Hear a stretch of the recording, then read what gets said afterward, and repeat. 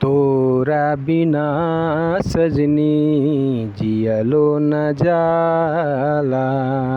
लागेला सजनी हम मर जाएम, तोरा बिना सजनी कुछ कर जाएम। तोरा बिना सजनी जियलो न जाला। लागेला सजनी हम मर जाएम, तोरा बिना सजनी कुछ कर जाएम। तोरा बिना सजनी कुछ कर जाएम। तोरा बिना सजनी जियलो न जाला। तोरा बिना सजनी जियलो न जाला। लागेला सजनी हम मर जाएम, हाय लागेला सजनी हम मर जाएम।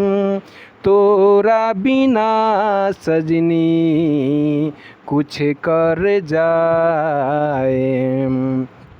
तोरा बिना सजनी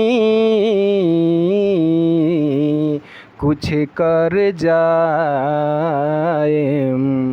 लागेला सजनी हम मर जाएम, तोरा बिना सजनी कुछ कर जाएम। तोरा बिना सजनी कुछ कर जाएम। तोरा बिना सजनी जियलो न जाला। तोरा बिना सजनी जियलो न जाला। लागेला सजनी हम मर जाएम, तोरा बिना सजनी कुछ कर जाएम। तोरा बिना सजनी जियलो न जाला। तोरा बिना सजनी जियलो न जाला। लागेला सजनी हम मर जाएम, तोरा बिना सजनी कुछ कर जाएम। लागेला सजनी हम मर जाएम, तोरा बिना सजनी हाय कुछ कर जाएम।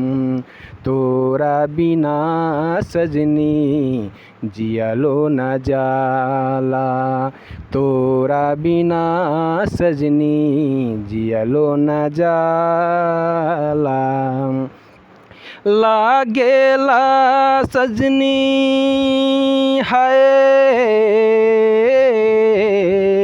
लागेला सजनी हम मर जाएम, तोरा बिना सजनी कुछ कर जाएम। तोरा बिना सजनी कुछ कर जाएम। तोरा बिना सजनी कुछ कर जाएम। तो दोस्तों, आपको ये सॉन्ग कैसा लगा? जो कि हमने जोड़ा हुआ सॉन्ग है और मतलब लिखा हुआ सॉन्ग है। तो कुछ भी लाइन अच्छा लगा हो तो ज़रूर इस चैनल को लाइक सब्सक्राइब कर दिया करें। तो आज का वीडियो इतना ही दोस्तों। तो मैं रखना चाहूँगा, मैं विजय दास अकेला। जय हिंद, नमस्कार, वंदे मातरम, हर हर महादेव।